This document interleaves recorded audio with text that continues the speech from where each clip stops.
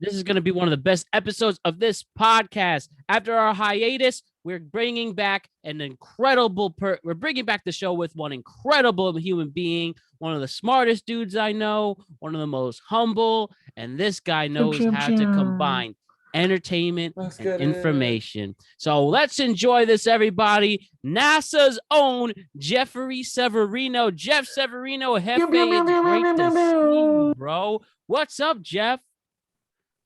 The crowd goes crazy. What's going on? Oh, man, we're happy to have you. Me and Jeff go way back from the University of Hartford days in that Theta Chi fraternity. They've been great friends ever since, man. Let me ask, how are you doing on this fine day in November? Well, it's windy in Cleveland. I'm doing pretty good. I'm just trying to enjoy the week. This week has been a little bit crazy for me. I got bit by a dog yesterday. Got bit by a dog for doing what? Just walking him. He was having a bad day, and perhaps I was just trying to get him to be too happy. And ultimately speaking, that was a learning experience. I'm an avid lover of dogs. I feel like you need to adopt, never shop. Always try to get an adopt rescue dog. Mm-hmm. I think there's about 1 million dogs euthanized every year that I always try to. That always reach a place in my heart. Because I feel like it's kind of cliche, but all dogs do go to heaven. And I think while we're on Earth, they kind of can teach us a little bit about ourselves, And yeah. With that being said, I just try to be there for my guy Iggy, and we're gonna get through this together. You know what I mean? We're gonna get through this together as we are about to enjoy this incredible podcast together. Jeff, to start it off, this is a special one, and we're even bringing out some of the special adult beverages out for this. And because you're one of my great friends in this world, and I'm bringing out one of the great drinks in this world, one of the great spirits. Okay. So first, you just sipping on something. What are you sipping on? So I got this Christmas porter. Christmas porter.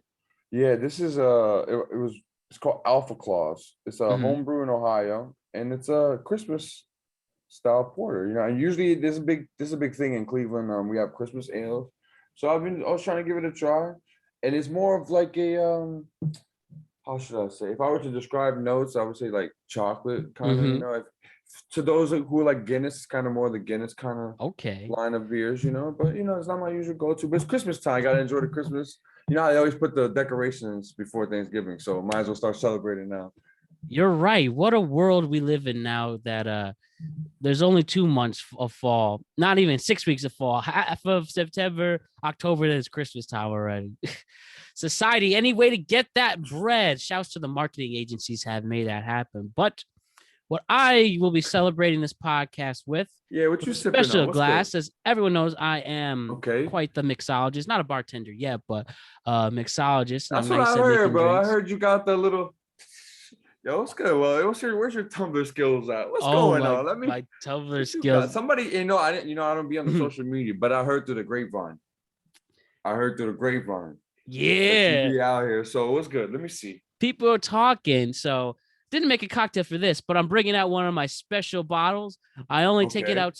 I only take it out for pleasure. If I am going to make a cocktail, it's going to be a very special one. It's an Irish whiskey. It's the best tasting alcohol out there, pure spirit, in my opinion. Next to maybe coconut rum, that's good, but this is a special shit. We got some JMO for you today. That's your go-to vibe. That's my go for a very special occasions.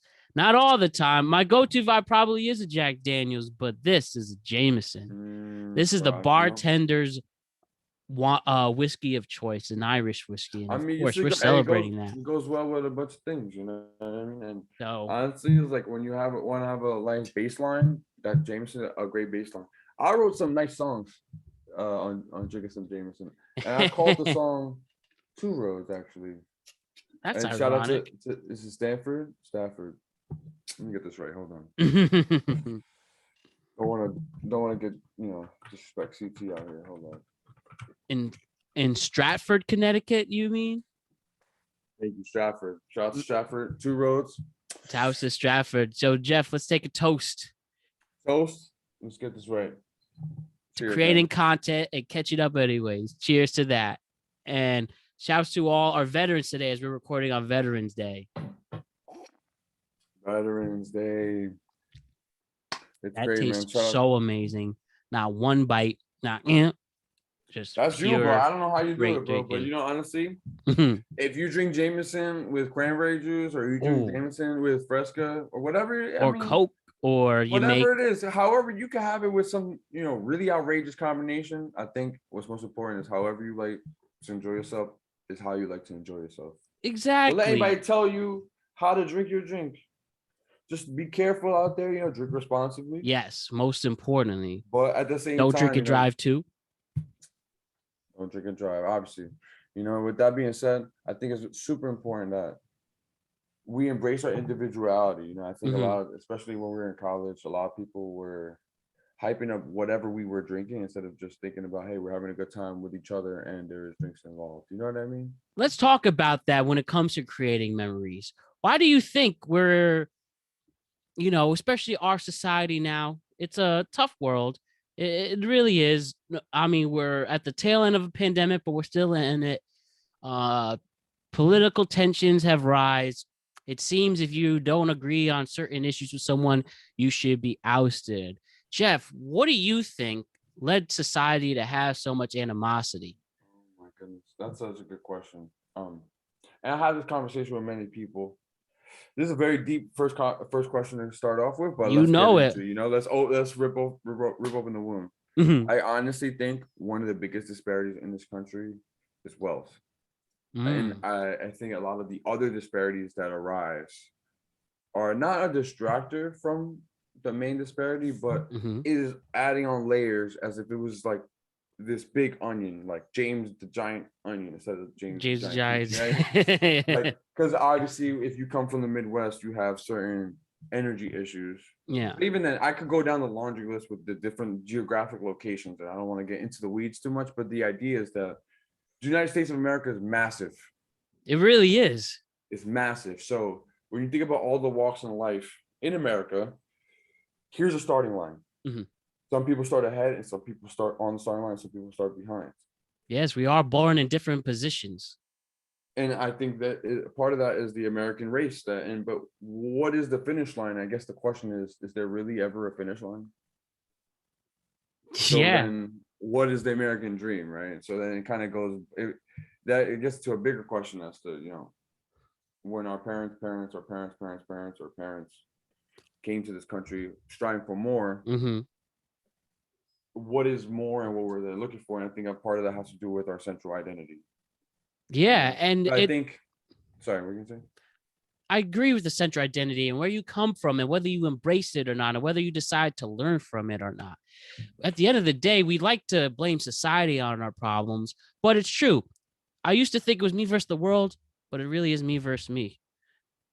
And more to that point, I think the problem is that we live go back to the answer to your question, we live more in an enclosed society, but I guess nowadays you can get information from where you want to, not necessarily back in the old days where everyone wants to like channel 7 or the newspaper. Right. Like everyone had the same common source of information, but nowadays the skew of information plus the diversity of where we come from in America can lead someone to not necessarily open their views to another state. You know what I mean? And it gets interesting because when you think about states with larger populations or smaller populations, each state has their own nuance. So it's like, how do you get a bigger country like the United States of America to not have these problems and try to maybe focus on our common ground instead of what tears us apart? And I think it's just so many people's selfish tendencies and only care about their own circle that we won't, attack the bigger problem. And I think, 2020, obviously a grueling year for everyone with the pandemic, but also a summer of social justice and a lot of norms and completely turned upside down. And we will have that for the rest of our lives, whether that's, learning about race relations, reevaluating systematic racism, evaluating the class system, and where sadly what set it off, the murder of George Floyd, and that ultimately leading people, enough is enough. This has to change.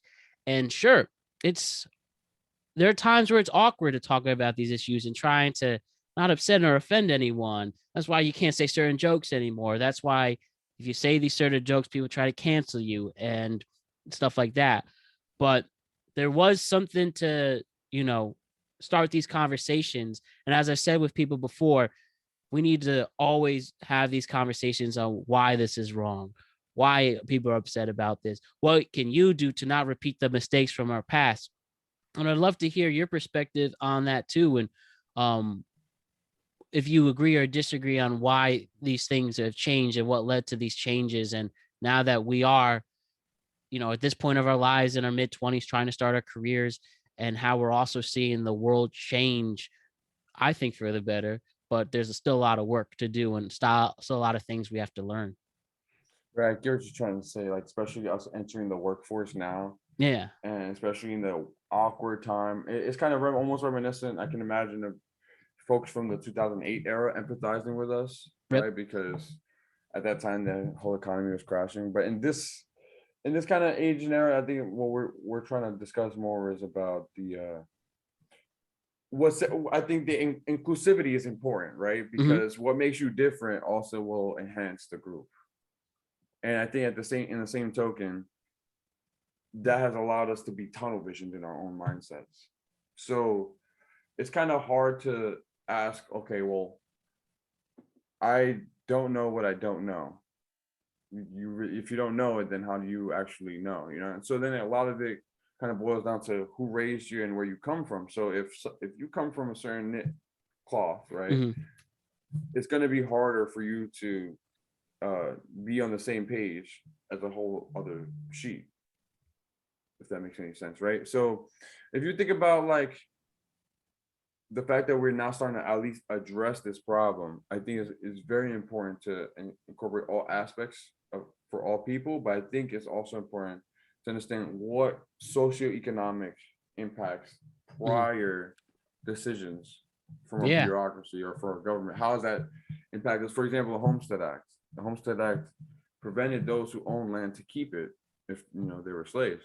And I don't want to get to, I probably am not saying the Homestead Act verbatim correctly, but I do know that it was just, an institutional way to systematically strip people who had rightful land from them. And then if you really think about the context of what something like that's going to do, it makes someone think, well, why does one inherit something and why does another person not inherit anything? I think it shows that everybody's brain is different. Everybody's different in how you consume it and how you make your decisions once you consume that information. And at the end of the day, and a special shout out to my grandma who always said this to me, and it naturally will never leave me. It's all about your decision making. The choices you make today will affect you for tomorrow. And one choice can set the tone for your rest of your life or a period in your life. And we have to decide what we do with the information we get from now on, whether we don't support it, or, stay middle of it. I think there's so much things to think about nowadays, Yeah, and I guess what's hard is that I guess what drew me to the career path that I chose was the absoluteness of it. And what steered me away from law and politics was the non-absoluteness of it. And can you define more what you mean by absoluteness? So what I mean is that, okay, 2 + 2 = 4, correct? Yeah. Like I could try to convince you otherwise, that 2 + 2 = 5, but then I'd have to do either some mathematical trickery or, basically break what you've your former basis of knowledge is, right? Or a philosophical reason. Right, but now say, we somehow through the grapevine talk about our dislike or like of a certain politician. Is that right or wrong? And depending on which country you go to, the answer is not the same. So I guess what I'm trying to get at is that the absolute, what I mean by absolute truth is that when something is subjective, right, it's not going to be equally perceived from everybody else. So like, for example, what you perceive as loud may not be what I perceive as loud. So one could argue a 70-year-old person versus a 20-year-old person would think a train is at a different loudness. Yes. But that is just because of the different natures of their ear, right? So what am I getting at with this, right? Mm-hmm.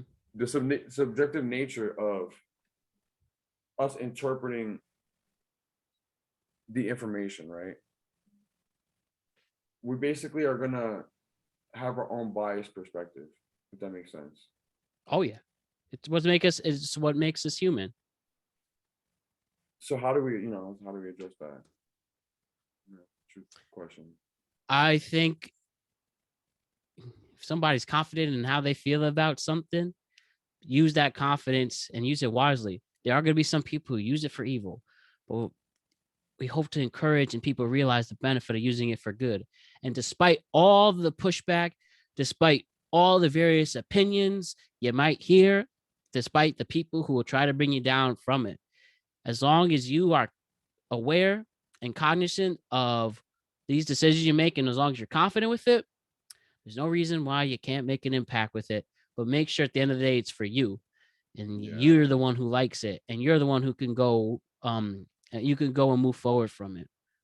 Yeah, I think that's basically, the really important part. And how do we explain this to other people so that way we bring us together instead of like, tearing each other apart, especially being from different places. Yeah. If I stay where I was born and raised, I think it would be harder for me to have a conversation. Mm-hmm. Right. Saying that too, I would love to quickly have your origin story. Then we'll hit on some other random topics. And saying that and where you come from. Jeff, you're from the Bronx, New York, correct? Yes. All right. You go to the Bronx, talk to us about growing up in the Bronx. Talk about the environment you were in. What gauged your interest? And we would love to talk about your journey from the Bronx to what you're doing now at NASA. So we'll start with here, the origin story. Talk to me about what was life growing up in the Bronx. Well, I would say the Bronx has probably a certain set of values that if you were to tell them to other people elsewhere, they would look at you crazy. Really? For instance, living in a shoebox that they call an apartment, mm-hmm. or for instance, not having a driver's license at the age of 20 or 22 or 23. Mm-hmm. So when you think about why is that, largely it's because of the population of New York City. So the Bronx has about 20 something million people, not including Manhattan. Mm-hmm. So if you sum up the number of people, I'm sure it's definitely in the tens of millions for a fact. Yes. And if everybody were to step outside of their house at the same time, people would start falling off of New York City. Yeah. So you ask yourself, well, what is the implication of that? I think that had a direct impact on everything that I did in life, because a lot of times people will come from a certain background where, where they come from and who raised them and the neighborhood that they are from has an inherent impact on their life, whether they made that decision or not. You know what I mean? Like I didn't choose to grow up in the Bronx. I'm very grateful. I love that I come from the Bronx, but at the same time, it's like, how can I help where I come from? Well, a lot of it comes back to what was the life like in the Bronx. I think not having the ability to have a peace of mind, really, and not knowing that was available until I left. What do I mean by that? I think because they say it's a city that never sleeps. Yeah, and that's very true. That's very true. At any time of day you go outside, you will find somebody. So I think there's some. We talk about pollution and in this age of climate change, but I think what's very important that we talk about noise pollution and how does that affect the everyday person. And in New York City, I think that conversation is slept on. We should be talking about that more, but we don't, because I guess we don't see it. Maybe you may see smog, but you don't see sound. So in the hustle and bustle, people kind of just live with it, But at the same time, I think when you look at what produces that, most of it is from transportation that goes on in New York City. And that's why I still don't have my driver's license, because the transportation system is great in efficiency, right? But there's an optimization problem here, right? We want the trains and buses to be as efficient as possible, but we want to reduce the amount of emissions that it produces. Can't have it both ways. You can't have a free. There's no such thing as free lunch, as they say. So somebody's paying for it. So Jeff, you grow up in the Bronx, starting to gain your interest. So it's fair to say you work in the science community. You're literally working as a rocket scientist. Now, was there something in the Bronx that made you feel like, and you were talking about absolutes, definitely this math and science is very absolute. You need to have a specific proven answer. Was this interest in science coming at like a class? Was it a professor? Was it these subways being loud and figuring out, man, how can science and math, stop these issues? I was wondering, how did your initial love for science begin, and was that influence in your time in the Bronx?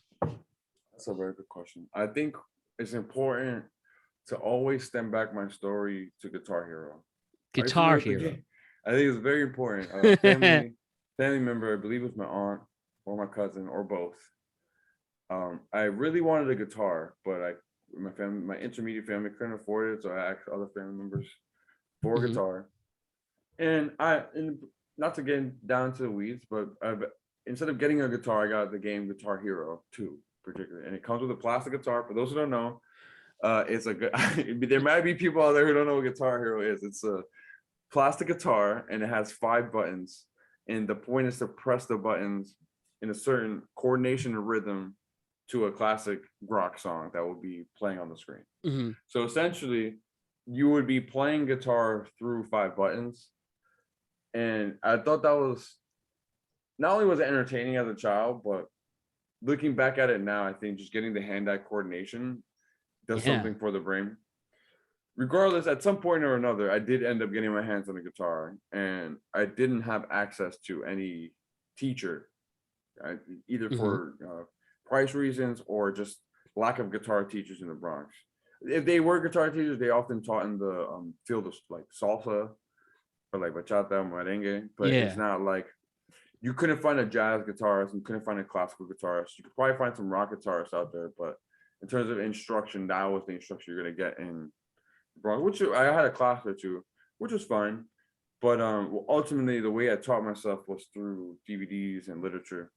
And I started that when I was 14. I continued to play guitar, and I had several bands throughout high school. And after switching high schools, I had the fortune of taking a physics class. And I was set on being a musician still at this point. I'm sure I'm 16 or 17. Yeah. So several years have passed. I'm just playing guitar. I started when I was 11. So I just kept playing, teaching myself. And you can imagine if you don't have an instructor, that could be kind of dangerous, right? Because I think it's important to fail in order to get better. But if you have no one there telling you that you're failing, then you're not really making progress. I guess it's about like fake training. I guess we'll talk about that later. But anyway, the point is, I'm taking this physics class, and the guy's like, "What do you want to be?"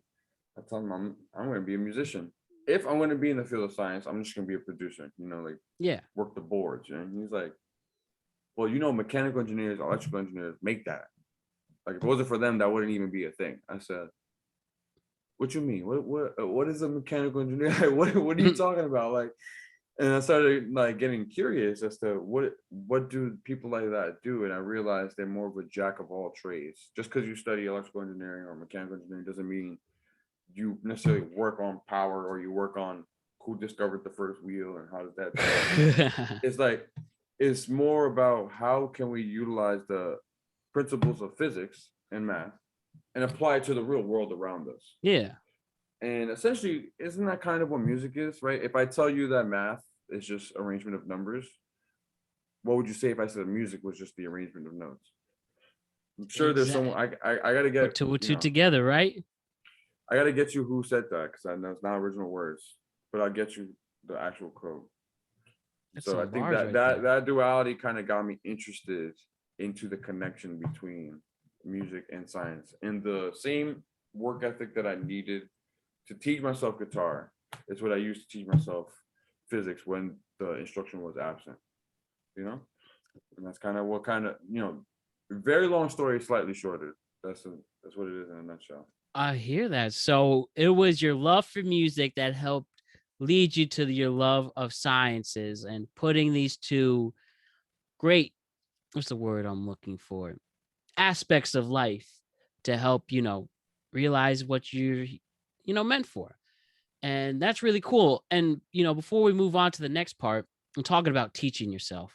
What would you have to say for somebody who wants to do something? Maybe they feel lazy about it. Maybe they think it's too expensive to get into it. What do you think about the value in people teaching themselves things, especially when they have a desire to be better? Like, what do you think is that extra step for you to actually teach yourself and not procrastinate? If I could I still tell myself this, but I think it's just human nature to overestimate what we're capable of doing. Ooh, that's his bars. Like oftentimes, right? How many times do we set more than one goal a day? A lot. I mean, who just sets one goal a day? I mean, like it sounds almost in this American society, almost sounds lazy, right? But it's very important to put all your effort into one thing at a time, not try to spread it around, because then you ultimately do none of them good. Right. And so I think when you're trying to teach yourself something, it's important. Like right now, I'm trying to teach myself chess on a like, it's almost like seems impossible because chess has this stigma of you have to be smart to understand chess, but like. I don't see any calculus in this chessboard. Like, is there like nuclear elements? Like, no, this is chess It's always pieces. about having your next step forward and being prepared for it. Right. So how do I focus on one thing? Maybe I'm going to focus on how do I arrange my pawns more strategically? I'm not going to then focus 5 minutes later. How am I going to put my other pieces? No. It's stages to it. So with guitar, a lot of it has to do with I'm going to work on how to put my hands on the guitar. How am I gonna strum the guitar without my hands on it? Then, say, I love this book. It's called Atomic Habits by James Clear. And I think to sum up what I think the piece of advice I'm trying to say is you want to start small and let the cumulative sum of the small things add up instead of trying to go one marathon at a time. You want to just do things progressively. Like if you did something 10 minutes every day for 7 days a week versus one time 70 minutes in 7 days, you're going to be better if you did it 10 minutes every day. Right. Look at that, Jeff. See, it's not so bad. And we have this life is short and there's so much time that we can waste. But Jeff clearly show, I think you hit the nail on the head. We are so capable as humans to pull off so many amazing things. And so with that, figuring out the skills, showing that go-getting attitude you have, plus, your prior experiences to help grow you into this great man you are. You finish your youth, you're about to go to the University of Hartford. Talk to us about how you wound up to UHart and how that helped expand your knowledge and, having the big next step in your career, which we're so interested in learning about. But talk about the UHart days, going from the Bronx to UHart. What were the valuable lessons you got during those years? I think that it's very important to emphasize that when I enrolled to college, I enrolled as a technology major. And one may ask, like, what's the difference between engineering technology and engineering? I think what the biggest takeaway is that engineering technologists are very good with their hands. They will allow, they're more of I shouldn't say handyman because it still requires like calculations and it's not just you just using your hands only, but I guess the intuition behind constructing engineering systems is more stressed in the engineering technology field. And at that level, they're more worried about your baseline math and physics and science level versus an engineering student. They're a little bit more stringent or weary if you are trying to enroll with a poor math grade. Really? And I had basically barely passed math all throughout high school.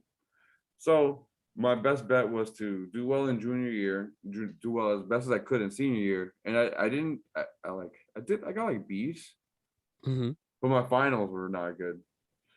Point is, I knew if I applied undecided as a technology major, I would probably get enrolled into the University of Hartford. I would have better chances doing that than trying to apply to the acoustics department, which is where my eyes were really at.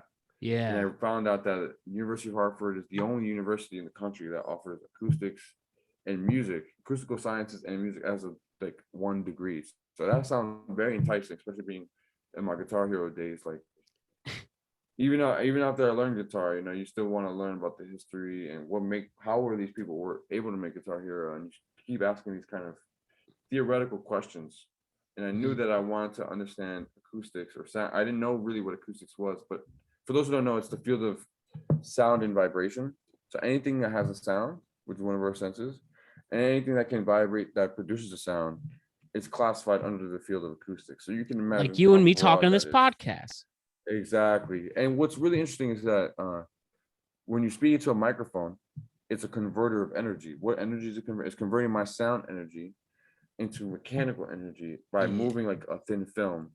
It's like a thin film, like it basically is like a piece of material that's moving at the same rate as my voice. It's like only reacting to my voice. That's where our sound waves come from. Right. Well, that's a broad question. It's still a question where the sound waves come from, actually. But what I'm trying to say, without being too anal, is that the way you are hearing me is because there's a conversion of my sound energy to physical, mechanical, and physical movement to electrical energy. And that electrical energy is what's being sent through the interwebs to you, right? But what's crazy is that now that electrical energy then is used to move another thin film, which is on your ears right now, and that thin film will produce sound energy, which is then will create the speaker. So what I'm trying to say is that a speaker and a microphone are the same thing, but backwards. Yeah, science. Yeah, like when I edit my podcast, there's a bunch of sound waves that I have to sort out. I have to adjust background volumes. noise. Yeah, I got exact background noise, make sure people sound clear and concise. If somebody says something that got them canceled, I have to remove it. Stuff like that. And I visualize what you're saying, me talking. Like I literally will see waves up and down, up and down, up and down, up and down. Oh yeah. And that what's interesting, sorry to cut you off, but it depends, because I'm sure it depends on what you're looking at, because you can look at things. I mean, is it possible to share my screen? Can I do that? Is that a thing? You definitely can. I haven't gotten that part of the Zoom. If you somehow can, and this would be for our YouTube viewers, of course. All right, experimental zone here. We're gonna experiment here, guys. We're gonna figure this out.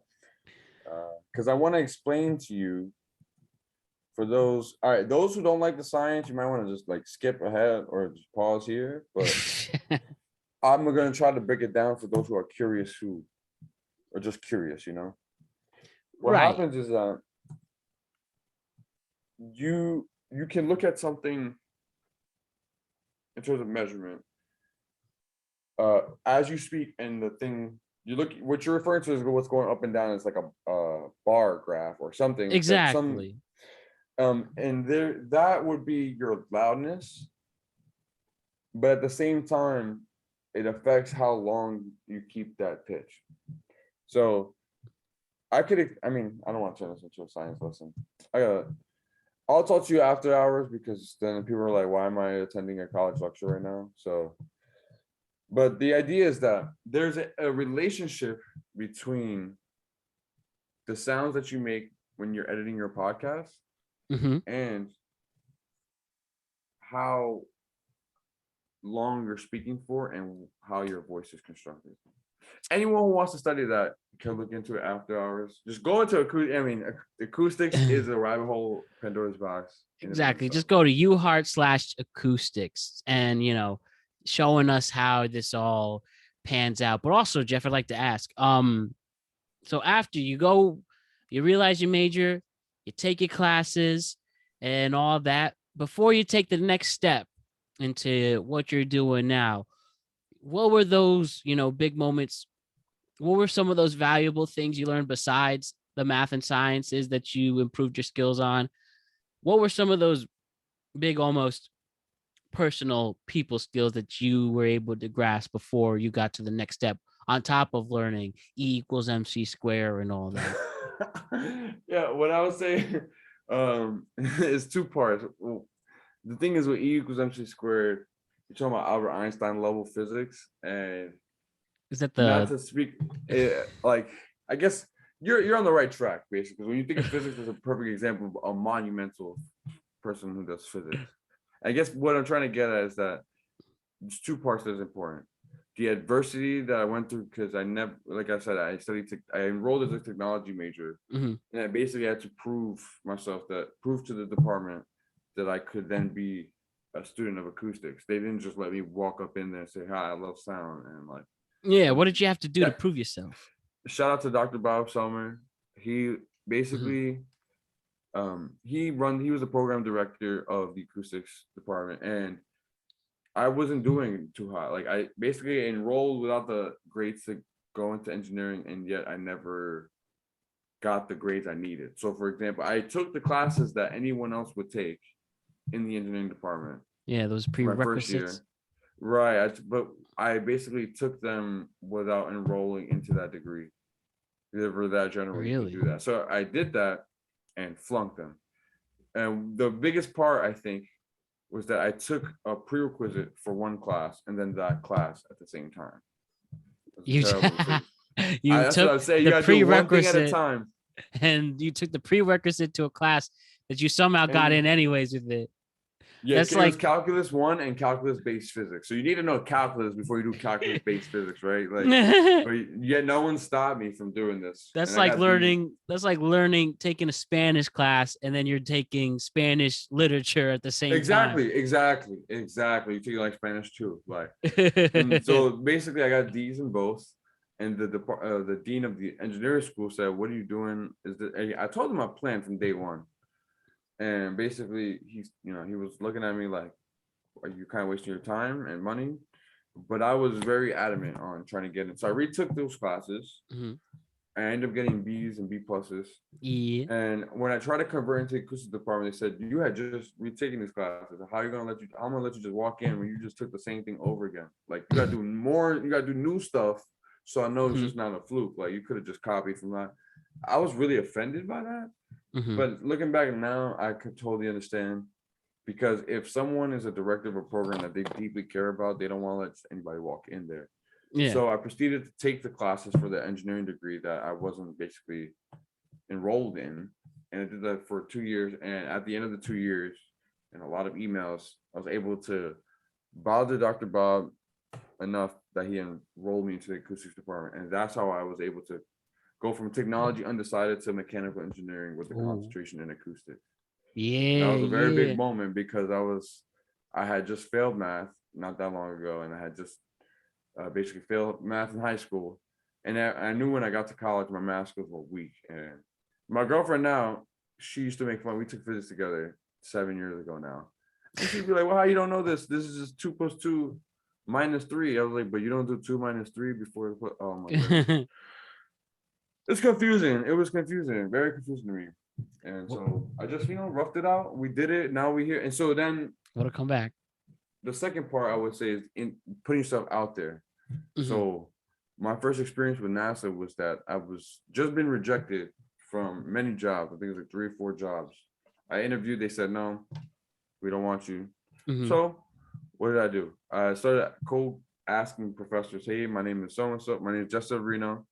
I'm going to be here this summer. Is there anything you need help from me that I could help you with?" Okay. Luckily, the first person I asked, it's like, funny you ask, it was Dr. Kamal, right? I'm actually proposing a NASA grant right now, and I need a research assistant. Ooh. Crazy. So then that summer I worked on CO2 conversion to oxygen. You know how trees, it's like we inhale air which has oxygen and we exhale CO2. You familiar with that? Yes. Is that photosynthesis? I'm not a biologist, so I wouldn't know. But you know how trees basically then breathe in the CO2 and then give us oxygen? Yes. Well, you can use plasma to do the same thing. But what is plasma? Plasma is any so we have liquid, gas, and solid as the states of matter. Yeah. So we have like those 3 things. Deep. Basic science right now, but I don't want to lose people. Now the fourth guy would be plasma, which is lightning or fire. Is neither any of those past 3 things I said. So it's not a gas, not a liquid, it's definitely not a solid. So we classify that as plasma. And if you strategically use that, you can actually turn CO2 into oxygen. I didn't even know what kind of chemistry was. I thought I had to know all the chemistry, and I was like stressing myself out. Like, this is NASA we're talking about. They sent people to the moon. But I realized, like, no, I need to bring my best self. I'm not gonna change for the job. I'm just gonna bring my best self to then match that job. Respect. I gotta mold it a little bit. There's weaknesses and strengths I have, and I gotta work with those. But at the same time, I realized that something as crazy as that is only dependent on like how hard you're willing to work day to day towards the end goal. So if I try to learn the chemistry and then construct the machine and then set up an electrical circuit, 3 different fields all in the same day, I was never gonna get it done. But once I learned that, research it's a marathon, it's not a sprint. So you gotta take a day at a time. And so by doing that, that kind of led me down the NASA rabbit hole. I didn't know NASA did acoustics. I never knew NASA did acoustics. Like, I was on Guitar Hero. Guitar Hero. That's why I say it's so important to just bring it back to the fact that I never thought about the noise pollution aspects. It kind of just, my passions and desires kind of led me this way. And I knew that I wanted to follow those passions and desires, regardless where it took me. Yeah, Mug is taking you to some great places, Jeff. Now, with the National Aeronautics and Space Administration organization. So you do the research project as a research assistant for the grant. You're graduating University of Hartford. So after you graduate, how do you wind up in Cleveland, Ohio to work for NASA? And so I was fortunate during my super senior year, my victory lap. Someone told me, I love that phrase. The victory lap semester. The summer before my 5th year, I landed a NASA internship. Intern.nasa.gov for those who are interested. If you are enrolled in high school, undergraduate school, graduate school, any major, look into intern.nasa.gov. There's many opportunities, communication opportunities, graphic communication opportunities, business opportunities, let alone the many science, technology, engineering, art, and mathematical aspects that NASA has. That we need people. We need people. The industry's just taking them all away. And so I think what's important. Yeah, it's a cool. I don't want to start any beef because it's a collaborative effort, right? Of course. But the second A, there's National Aeronautics. Yeah. The second letter A stands for Aeronautics in NASA, right? So we were doing that before space. It was aircraft aviation. Really? I didn't know that. Right. It was called NACA before. Let me look this up. I forget the NACA acronym. The NACA acronym was basically, it's like National Aeronautics Committee. So this was before they even thought about going into space, and then they switched it up. Yep. Yeah, NACA was. Yeah, if I have it right here, the National Let the people know. The National Advisory Committee for Aeronautics. There you go. So that was established in 1958. So we were doing aviation, from the origin of the Wright brothers, So I think what brought me to Cleveland, Ohio, is that conversion happened here, like between NACA and NASA. So one of the big people who are focusing the aviation acoustics arena, particularly with aircraft engines, that's happening at NASA Glenn Research Center. And yes, by NASA in Cleveland. This was named after John Glenn, senator / astronaut. One of the first. He was, I'm pretty sure, an Apollo era astronaut.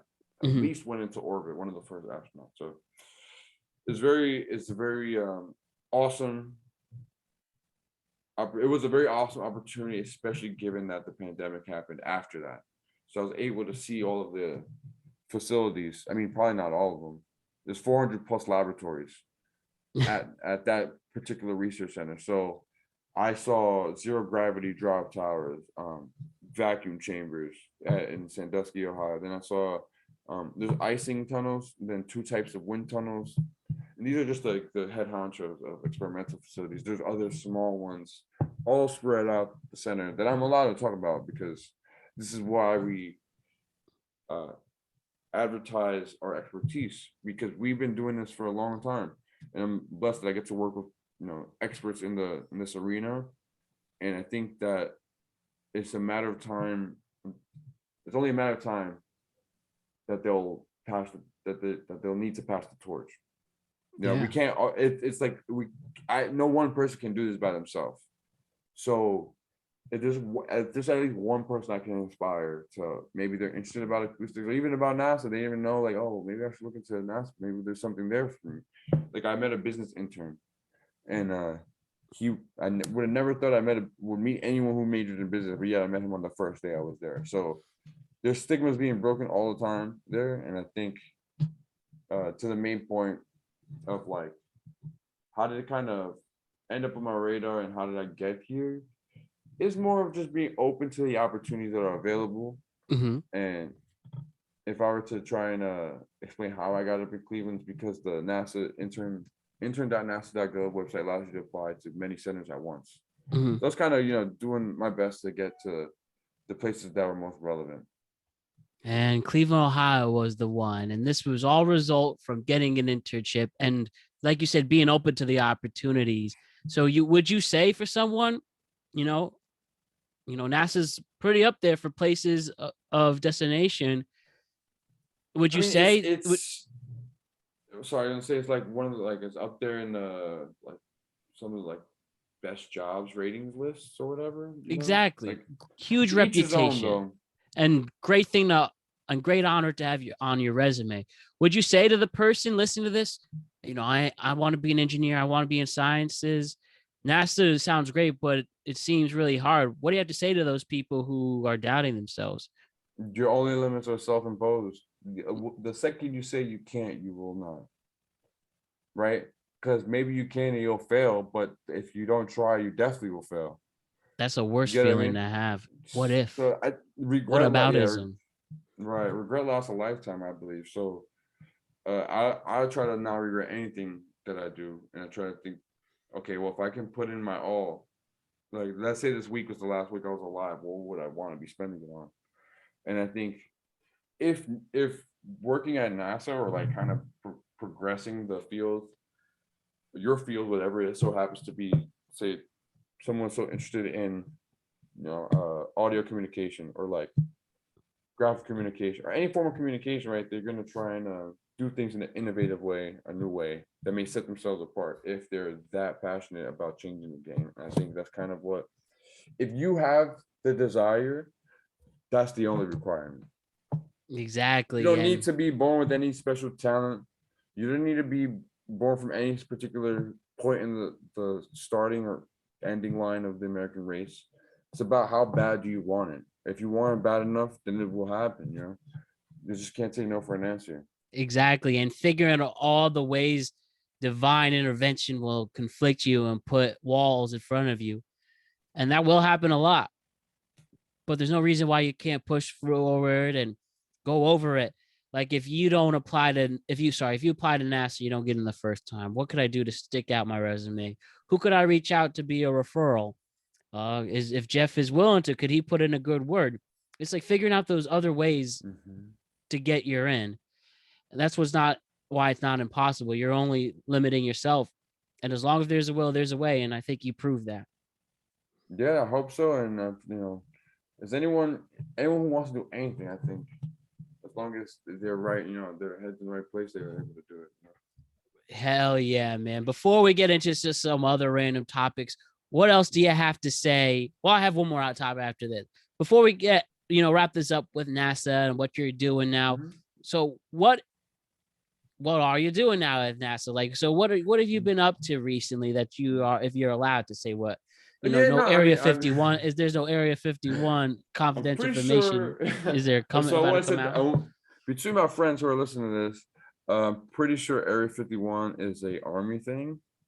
So if you're interested in learning about more what the government is doing, check out Where We Spend Our Money, because that's all public, and you'll see how much money NASA gets, how much money the military is getting, and we get it from the same place. So I'll let the reader investigate that.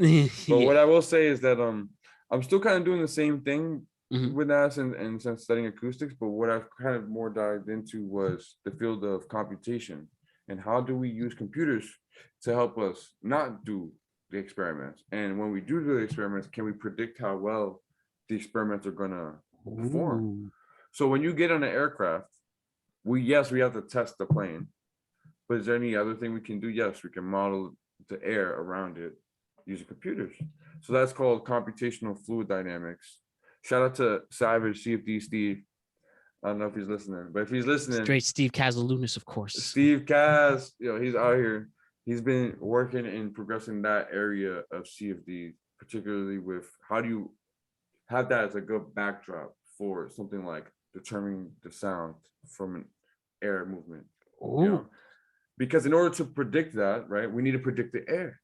So in order to predict the air, there's different ways of doing that. You can do it on paper, but over time we've been able to use computers to our advantage, particularly since the 70s. So it's still up and coming field, especially when you consider how long electrical engineering has been around, right?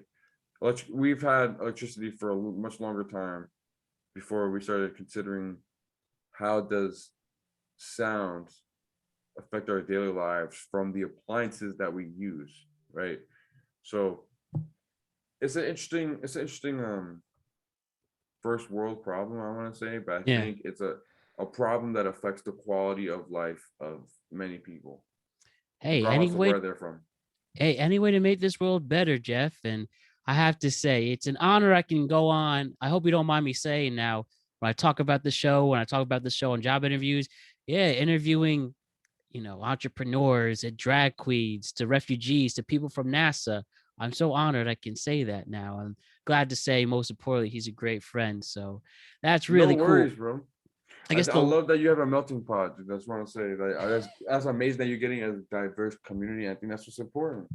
Dude, there's so many stories I want to learn. There's so many people we need to hear from.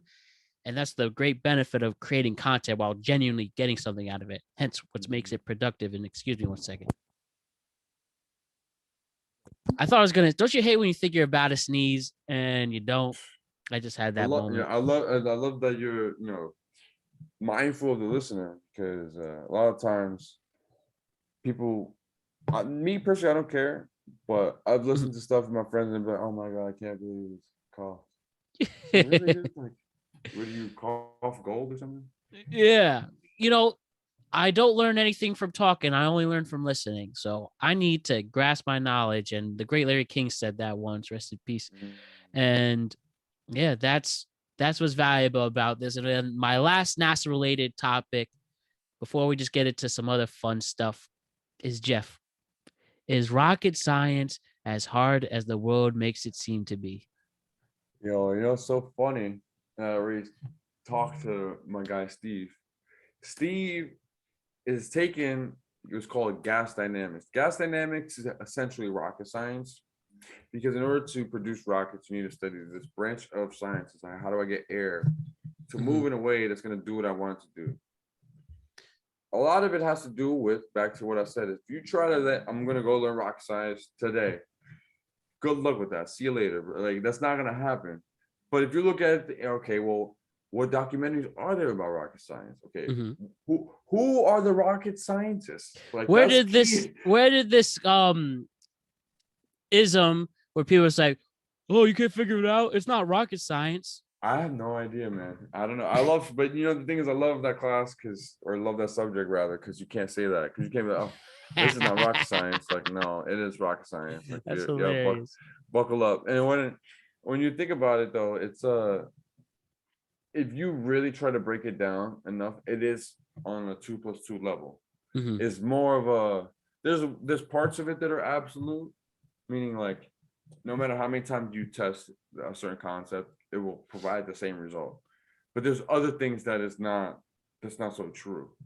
Yeah. So I think knowing where those gray areas are a lot more definitive in physics versus in like law or criminal law, for example. So kind of more based on precedent, like what has been done before versus like what has been proven to work for a fact. You know what I mean? Because like Right. otherwise, people wouldn't get on aircrafts every day, right? I wouldn't just risk my life if the person studying rockets and planes didn't know what they were doing. You know, so I guess what I'm trying to say, without overcomplicating it, is that if you're willing to start somewhere, that's the important part. It's about the baby steps. So you got, I think the most important thing is just to break it down to manageable chunks, and then you're able to do anything. It's not about who did it first. It's about who did it right. And Jeff, thank you for leading us in that direction. And we appreciate the intelligent, humble, and wholesome people that help make our world better through science.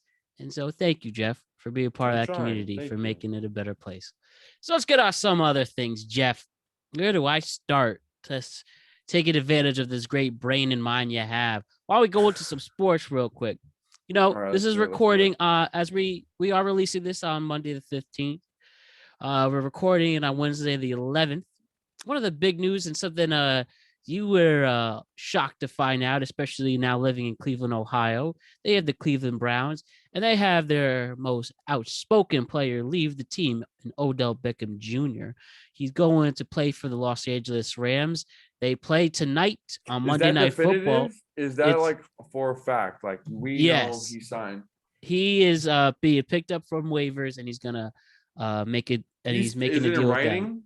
Is it like he said? Yeah, all the insiders, according to this, Odell Beckham's a LA Ram, and he's going to be playing tonight, Monday the 15th, Monday Night Football, Rams versus 49ers. Obviously, prime time to see what this guy has to offer, assuming no injuries or problems with physicals.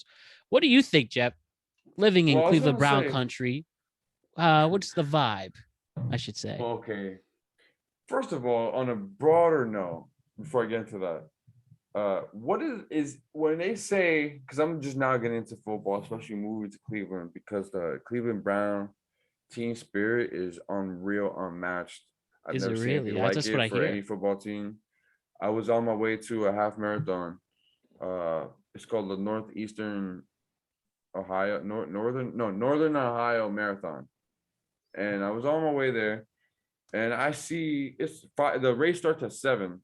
And it's like 30 minutes out, and you got to be there like at 6 to get your like information or whatever.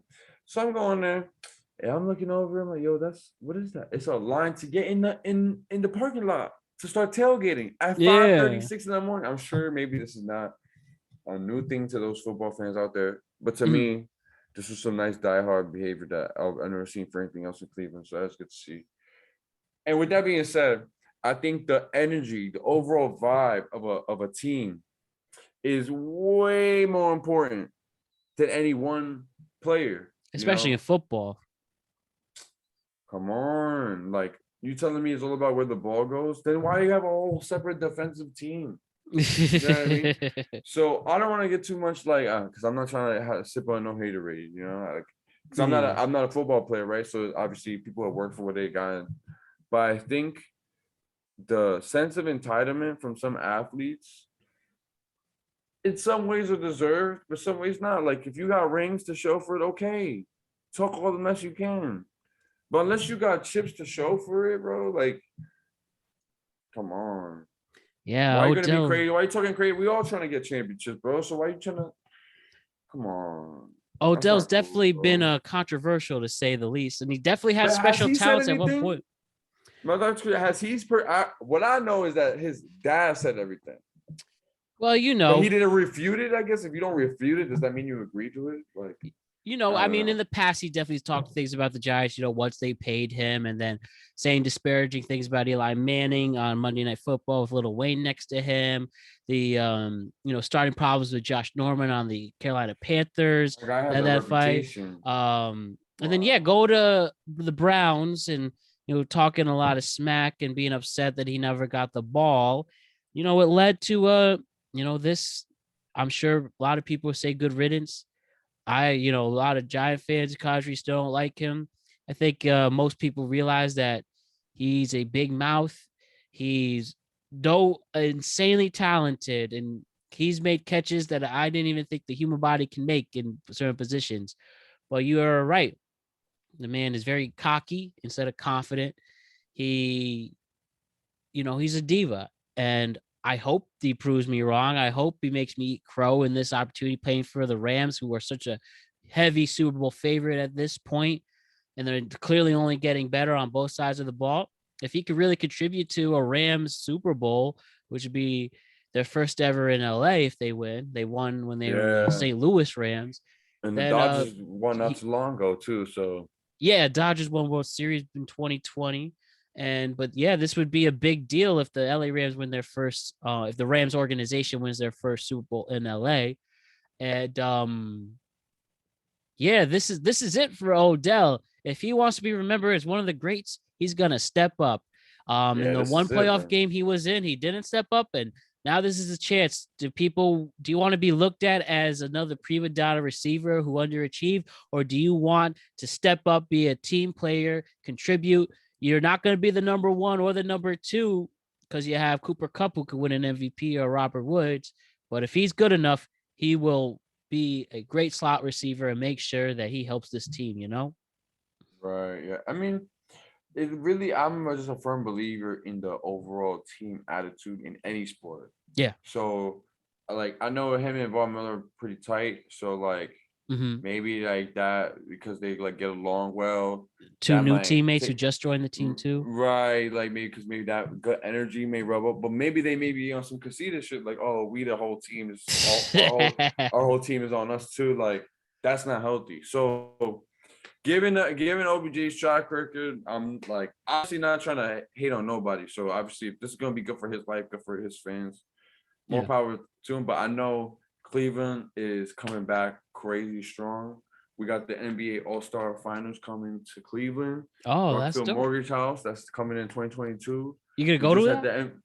Well, see, the tickets I haven't seen the tickets on sale yet. But we're gonna see. I mean, depending on how the budget looking, you know what I'm saying? Because we gotta figure out what's going. Because I mean, even if it's nosebleeds, I feel like it's a once in a opportunity lifetime. Yeah, you get it. I was gonna say last year, maybe 2019 or 2020. No, maybe 20. I can't remember which years. One of the other that there was the MLB All-Star game right here in Cleveland too. Yeah. So that's crazy. That's been back to back to back to back, and then we had the NFL draft here. So. I think right now Cleveland has been up and coming for sports, but we just need some. I'm not a person that really. I'm not a. I have no position on this really, in the sense that whatever I say, any avid sports watcher listener is gonna either be like, "What are you talking about, bro?" or like, oh, "Okay, he's on something." But regardless, I'm just trying to have fun with watching sports, connect with my family, my friends, and also support the community around me. But what I'm seeing is the whole community back around all Cleveland sports in a way I've never seen it ever in my life before. And for every sport, I'm talking about football, baseball, basketball, rowing, bro, running.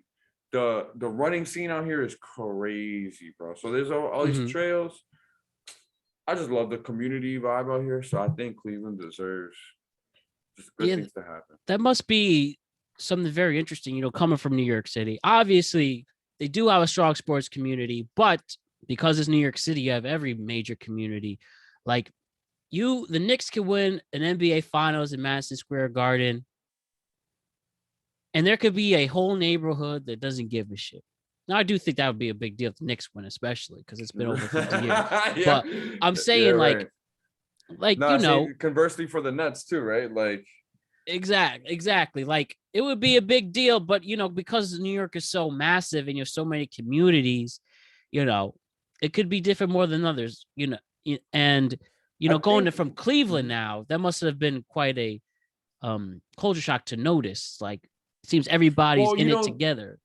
Or I could be wrong. I'd love to hear. I agree. I perfectly agree with you. And what's interesting is that the Reds are kind of far away. I think in 2 Cincinnati. hours south. Yeah. 2 hours or so, maybe 3. I've never been there yet. But the guess what I'm trying to say is like I've seen more Steelers beef in Cleveland. Yeah, they don't fuck with each other. From the Reds. But if I've also been to Subway Series. Yeah. And even if somebody's just wearing anything Boston related in the Subway Series, they just want to be, just hit for it. Just like the Yankees fans, I won't say they take it too personal, but the sense of pride, I think, is what gets Boston so mad. Or some Right. Boston. I mean, I've seen videos of people walking through Boston with Yankees gear, and they're like pissed. Like they're so mad. And I think there's a level of wealth disparity, I guess you could say, in the Mhm. MLB, right? Because there's a common misconception that money will buy the best players, which then makes the best team. That And does like not happen. coming from New York, like you see that in other aspects of life. So when you see that try to play out in baseball, it's like, come on now. Like, y'all spending money on a new stadium, but like look where y'all building it next to. Yeah, that's ironic, especially like Yankee Stadium where they're at in the South Bronx. You see this beautiful structure, and then a couple blocks away, you just see some hardcore poverty and living. As Jeff has paused really quick. Jeff, you still there? Where's Jeff? All right, we'll be right back. Just, you know what I was thinking? Just let them know the technical difficulties, bro. And we're back already. So we've had, yes. So, guys, sorry about the interruption. Jeff's laptop died due to a faulty charger, but he's on the phone now. And as Jeff said, we had some technical difficulties that took place, but that's not stopping us from having a great conversation. So welcome back, Jeff. How are you? I'm doing all right. I probably got to get my life together in terms of chargers, but I'm good. You good, Sorry bro. to do that to you, man. I'm sorry about that. No worries. Well, anyways, basically to wrap it up, Odell Beckham Jr., be a team player and, enhance your legacy, right? I mean, why are we alive for? Why do you live, man? Why am I alive here? What's the point of life if you're not going to be remembered? But everyone has different motives, right? Some people just want to put one foot in front of the other, which is also very good too, as long as there's positivity everywhere. Fire ideas as always. So, Jeff, my buddy, I was wondering, what do you think about the media landscape? Just get like pretty random, right? What do you think about, are you somebody who hates the fake news media, the mainstream media, the underground media, this opinion, that opinion, it makes your head explode with as great as getting information and being entertained is, so many people who use it for evil, so many people with negative agendas, but yet now I'm not saying I'm a media hater or something. I mean, I work for the media, but what do you think about how people perceive media nowadays? I think the biggest thing that I guess is what grinds my gears the most is that we don't look at the credibility of our sources. Because I can just go on and say I'm a NASA engineer, don't get vaccinated, but like I'm not a doctor. I'm not a medical doctor. Oh. No, and even then, the word doctor came out before medical doctors. Right. So I could be a doctor in communication. I could be a doctor in paleontology or whatever it's called. Mm-hmm. Dinosaurs, right? Something like that. Yeah. Anyway, I could be a doctor in feet. You could be the doctor of thugonomics, like John Cena. Is he what? He once said he was. No, he won. That was a wrestling character he had. The doctor of thugonomics. You said thugonomics. I think you said economics, like John Cena out here, like no. You said thugonomics. Yeah, I remember that. No, but basically, you go what I mean. Like, I think what is so divisive is the fact that we're not willing to be wrong about where we get our information from. Oh. Right? Like the second you were like, oh wow, maybe what I was thinking isn't right, then maybe you can open up opinions, But I think that's kind of the problems, that we're not willing to do that. And we end up getting news from where we want to get it, not from where everyone else is. Like, right. Yeah, I feel my responsibility as a broadcaster and podcaster is to be open to all opinions. And, of course, I do think it's a good thing to give your opinion out and to show your side. I mean, I'm not somebody, I have my thoughts and stuff, but I want to, and what I mean by giving your opinion is like being your own individual brand and stuff and showcasing who you are. Of course, there's things I need to keep to myself, but there's also things I'm willing to give my side and give support of it. But I think there's something to, showcasing yourselves, as we talked about earlier in the show, Mm-hmm. I think that's what it's important to just be real, like keep it real with yourself, keep it real with those around you, but also be considerate. You want to be considerate of how people are going to interpret what you're saying, because like, I don't even want to talk about what I've heard and crazy things that I've heard. I just want people to make educated decisions. I just feel like not everyone's doing that, because we're not doing critical thinking on the things that we should be really worried about. Like, yeah, absolutely.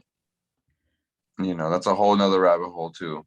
Probably could have a whole nother podcast about that. Oh yeah, we will save it for another time there. But another thing you also mentioned, Jeff, you were talking about running marathons. You recently ran a half marathon, as you mentioned. Talk about this new passion of yours to run far distances. Talk to us about running, and what was it like to run a marathon and completing it? I think running a marathon is something everybody should do at least once in their life, or walk a marathon. I shouldn't even say marathon. I should say any distance you think you cannot do, just tell yourself you can and do it. Like, but don't go for it all at once, and definitely don't just not train. Yeah. But I think what was interesting about it, and what keeps me like definitely addicted to it, is that there's a part of you that in the back of your mind is like, nah, you can't do this. There's no way. Yeah. There's a little voice. I mean, I feel like everyone has it. I mean, even if I tell myself I don't have it, which it works very well, and I train well and I prepare well, I was like, yeah, I got this. There's still like moments where things do get hard. Things do get painful. Like, what if I did quit? Or this is getting hard. Even saying this is getting hard is giving the struggle a voice. So the second you stop kind of personifying what's making it hard, personifying what's making you special, what's making you capable, then like you're able to then kind of extrapolate energy from within, So just practicing that was an interesting endeavor, and just being able to run the Cleveland Marathon. There was a challenge series I did, so I did 10 kilometers, and the next day I did a marathon. So after starting training for about half a year, I mean, I think it's very personal to what everyone's distance is going to be. Yeah. But for me, I just kept pushing it to a point where I found that the marathon was about the sweet spot. And I tried to run a half marathon a week after, and it was not a good idea. Hey, you learn, right? You learn. You live and you learn. There's really something to the phrase, it's a marathon, not a sprint. And it seems that you're a living example of that, both from where you're at this point, and then literally running a marathon and, fighting through pain, fighting through when is this going to end, fighting through any doubt you had. Just keep moving. You keep stepping. You keep breathing. And then before you know it, you're at the finish line. And who would have thought? You got it right on the nose, man. I think you should do it, bro. I think we should start training, do it virtually, go on the treadmill, go on the ellipticals, go on the bikes, go on the hikes, man. That's all we gotta do. I think it all started with me just going around. I walk my dogs a lot, but I kept walking and walking a lot. I was like, what if I just start walking fast? If I walk fast, all right, that's cool. So I start walking fast, but not thinking about marathon, just thinking about, okay, let me start pushing myself more. And at one point, walking faster into jogging, and so on and so forth. And then eventually got to that level, Let's go. Do you think one day you'll go home in New York and run the famous New York City Marathon? If I can qualify, I looked into it. The ages between 25 and 29, I'm 25 now. You have to run a marathon in 3 hours. And my first marathon, yeah, it's crazy. 3 hours? The world record's 1:59, right? Like 1 hour 59 minutes. The New York City Marathon record.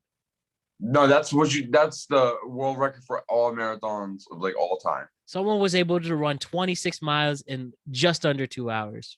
They used to say it was impossible. This guy, Eliud, I hope I pronounced his name right. Eliud Kipchoge, he ran 13.1 miles per hour. He's just zoom. Non-stop. To run like 13 miles an hour for me is like going all out pace. That's like me putting everything in a tank. Everything is in a tank. You should watch it sometime. He looking great, so he's like, it just shows he's professional. He's just chilling. bro. And at the end of it too, he's just like, it looked like right when he started, like it was easy for him. Where's this guy from? Kenya, I think. Damn. Might be Kenya. Pretty sure it's Kenya. Well, that is some bragging rights. And you're saying he was able to do it so well that he was just not like, hey. Yeah, bro, he was hyped. He was out here. Woo, like he was good. He was hyped. Yeah, man. They designed Nike sneakers for him particularly, and that's a whole nother conversation of like whether these sneakers are like okay to use. But I'm not an athlete, so I shouldn't say I'm not an athlete, but I'm not a running scientist. Yeah. But what I will say is that the sneakers that he used, I bought a pair, and they are, I want to hate them, but they just built so good. Different, huh? Literally built They're different. built different. They have a carbon fiber plate in the base. Oh my goodness! So for those interested, it's a Nike Vaporfly series. So Vaporfly Next Percent 2s, Next Percent 4s, Alpha Flies. They're different, man. I don't know. They're a little narrow, but the whole shoe world is its own beast, Yeah. So back to the thing. So do you think in due time while you're training and wherever you're at in your life, you think one day that you'll do the ultimate marathon in the NYC one? Yeah. So I just got to be able to qualify. So if I can run a marathon in under 3 hours, then I'll be able to qualify for a lotto to then go for the NYC. And I have until the age of 29. I think when I'm 30, it'll be 3 hours, 3.5 hours or something, 3:15. Interesting. But it's not that much easier. I mean, as you age, it gets harder. So I've been training. It's hard. The human body's very fascinating like that, man. And you gotta study, man. You gotta study yourself, study other people, and learn from your failures. No fake training, bro. I could just go run outside and say I'm training, but unless I learn from how my run was, write notes, reflect, there's no way I'm gonna get better. And that's how I was able to do it. There was times I didn't want to run 3 miles. I ran 3 miles and I still didn't like it. Okay, I wrote it down. Then you run 3 miles again. It's like, well, I didn't want to do that, but then I liked it this time. I'm gonna write that down. Maybe there was something in what I ate that morning, or different things. Trying to make it a more enjoyable experience, and just reflecting on the run allows anyone to go to any distance. So I have my first ultra marathon, February 20th. All right. Roots and Rocks. I forget what it's called. One or the other. It's 31 miles. And so I'm training for that. I'm training for that right now. Well, we believe in you, Jeff. Man, when that day comes, let us know and send us footage, and we'll spread the word in February. That's great, man. That's great. Yo, Jeff, let's talk about some other fun things. What? You're a music fan. Yeah. Bro, there's so many songs, millions of songs, so many genres. What are some of the realest songs of all time? There's some lyrics that hit you. There's some melodies that are euphoric. What are some of the realest songs of all time? I got you. There's one that I think is super important. Okay. That I slept on a lot. I wish I knew the name. I'll get you the name. But no, I know where it's from now. And if I tell you, the movie 2001 Space Odyssey? Oh, yes, of course. Stanley Kubrick. That intro is like... Da, da, I would play it for you, but because of the rights on YouTube, I would get kicked off. Yeah. But yeah, exactly. I know what it is. Da, da, da, da. The thing is, the distance between the notes is pretty iconic in a lot of other pieces that 2001 Space Odyssey really demonstrated. So I think that kind of set off the movie soundtrack scene in a way, whether people realize it or not. And also kind of gave people more of like when they hear that, they already know what's coming. You know what I mean? But there is no words. There's no words. No. So why does that happen? That's what I think is pretty interesting. So I try to look at songs without words, It's a song that all people from all over the world can connect to. It's not in a specific language. It is the language of music. Yeah, but even then, people, depending where you come from, music is different. So, but, with the movies, it's like the certain kind of vibe that comes with the movie soundtrack that's like... Sets the tone. So we're gonna say It sets the tone, how certain soundtracks go exactly. together So for movies and how you're supposed to feel. Like one of the most fascinating things I really have, of course, I always knew movies are about stories, but I really learned as I got older, especially filmmakers who do it right, that movies really are about giving you an experience through the story. You're supposed to, right, exactly. if the writer cries, you're supposed to cry. If the actors can get those emotions out of you to portray this story, it helps you become a better human. I don't care if it's corny Mhm. or whatever. Great movies make an impact Yeah, on you. And I think is the reason. So I was gonna say I think the reason that is because it teaches us to empathize with one another, right? Because if the actors are able to get that out of us, that means we, some way or another, can relate to them. So I totally agree with what you're saying. And with that too, what are some of the realest movies and TV shows of all time? Uh, These stories that made us feel some type of way, have understand the human experience a little more, understand something about ourselves. What are these movies or television shows that help make you understand that, hence being real as fuck? you ever heard of the documentary AlphaGo? It's very out AlphaGo, there. I'm not Basically, familiar. like the alpha, the first Greek letter, and then go like Go. But AlphaGo.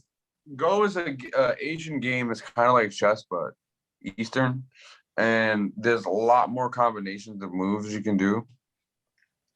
And so they designed a computer to. This is an international renowned game. It's basically I didn't want to Yeah, ruin I the just explanation quickly for Googled it. It's a 3,000-year-old game. Yeah, exactly. So they built a computer. I'm pretty sure Google's they had like a subdivision called Deep something. They made a computer called Deep Work or something. So not Deep Work, something like that. They made a computer called out. They made a program called AlphaGo, and it taught itself how to play this game. And by doing so, it taught the world's best Go players things they never knew about this game.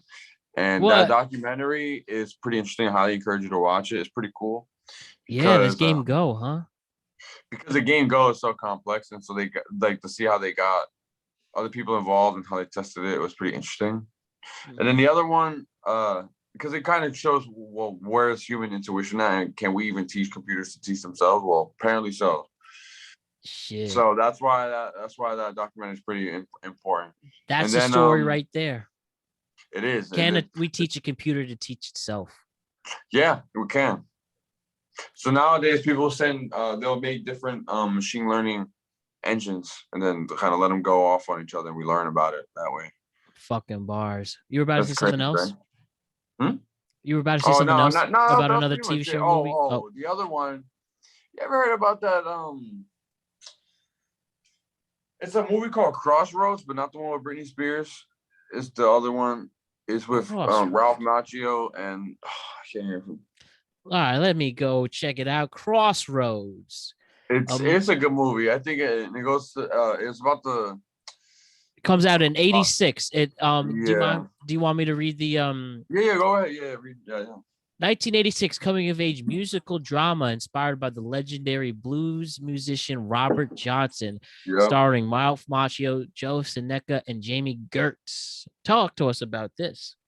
So the idea is that Robert Johnson was a trash guitar player. Like he was crazy whack. Like he was just terrible. Mm-hmm. And he was in the South. But then out of nowhere, he left the neighborhood and came back, and he's just nasty. Like he's crazy good. Everybody's like so blown away about how amazing he is. And the myth goes that he met up with the devil at these crossroads and sold his soul to the devil in order to get good guitar skills. And this is like a true myth. I mean, yeah, I've heard that. I've heard that myth by before. yeah. I mean, you probably heard of like devil goes down to Georgia. Yeah, kind of like along the same kind of lines of that. uh-huh. But what I was gonna say is that the premise was that he essentially sold his soul in order to become the world's best guitar player. So the movie Crossroad kind of takes a spin on that because a classical musician boy who loves jazz, who loves blues but plays classical music, wants to go down south. So you like leave school like in Juilliard. I don't know if you know Juilliard. Of course. Yeah, so he Prestigious goes school to in New York City. Juilliard. Yeah, he goes to Juilliard and he like drops out of Juilliard to go down south to go study under Robert Johnson, I'm pretty sure. Or go to where Robert Johnson had learned, where he sold his soul. So then I don't know if you know Steve Vai, the guitar player. I've heard of him, yep. So he's a famous guitar player. He ends up being in the movie. That's a pretty cool story about the intermingling of music genres. Yeah. But also how it plays into like the myth of the guy selling his soul to the devil in order to become the best guitar. Because that actually is a myth that people believe. How far does someone go to be good? What will they do to be good? Become like you. I think it's becoming uncivilized to some degree. Yeah. Not like don't like break laws necessarily, but if you gotta stay up a few extra hours and everyone says sleep 6 and you gotta sleep 4, maybe you should try to sleep 4, maybe a night or two. Just try it out for the sake of becoming better. I think movies are great when we do ask these questions and think about it, and these great stories come from it. Like Breaking Bad, what would someone do when they're when they're told they're dying? Right. How far will someone go to make themselves better? And then the deeper question is, spoiler alert, with Breaking Bad, when Walter White breaks bad, was he always bad all along, or did his environment change him bad? It's a nature versus nurture story. That's why I get out of Breaking Bad, and that's what I think it's one of the realest shows. And it's really deep. I think there's so many clues and like how camera frames are set up and stories like that, where I always think Walter White was always this evil. Like there's a shot, if you remember. Now, can I say you said you were up to the last season? Because this spoiler. Yeah. No, I've pretty much seen it all. So there's a scene when Jesse has to kill the old lad's assistant. Right. Yeah. Jesse is sad. He's crying. He's feeling guilty. And there's a frame, the final, with him holding the gun of his distraught face of he's about to kill someone. Walter White, there was a scene where he had to kill someone where it was easy. He did it nonchalantly. He almost was entertained by it. And again, with the same camera angle in the close-up, you see him satisfied and content with his decision. That's your character development right there. That's why I always think he was always bad, because the dynamic was there the whole show. He just needed his opportunity to show who he was. And that's why I think it's ironic when it concerns Breaking Bad. I don't think he was always bad. And, there's a huge part of the finale I don't want to give there. I also think that, but that's, I think that just shows, who these people are and how these characters are developed, That's a crazy backdrop that definitely makes sense. Like, because Jesse kind of had that, like, well, what are we doing here kind of vibe, and kind of took the lead or whatever seemed like the most instant satisfaction. Yeah. That was going to get him his media goals, but like. What a show, man. And that's just the power of really good movies and TV will entertain anyone of any age, man. It really will. Yo, let's talk about food real quick, Jeff. Oh, yeah. You're making me hungry, man. Almost dinner time, son. Yeah, right? Dude, Jeff, one of the amazing things you've done for me is put me on to the New York City eatery, the Nugget Spot. Now, I don't know if they still around? I'm going to Google if they made it past the pandemic. Can you look it up real quick? The Nugget Spot out in the East Village on 14th Street. I hope so. The Nugget Spot at this moment is permanently closed. Damn, bro. That made my heart sink reading that. Oh, no. It's tough, bro. It's hard. Shit. Rest in peace. I mean, it says here coming soon. Okay. Yeah, maybe I think this is 908. Is that Queens? The Queens area code? No. It could be somebody coming from another town coming in though with that number. Could be. There's one coming out in Bellevue, New Jersey. Maybe that'll start it again, but shit. Rest in peace, and I would pour one out to the game of what's too valuable, the Nugget Spot. Well, At one time, the nugget spot was amazing chicken nugget place again in the East Village, but it's gone that's now. crazy. You put me on, even if it was literally stupid expensive, but god damn. It was like $9 a nugget, but damn, it was so good. So it was like not for each nugget. It was like $9 for like 5 nuggets. It was like more than $1 per nugget. It's like literally stupid, but so fucking good. That's that fuck you money. 20 for $5 at McDonald's. Like, but it's McDonald's though, you know, like.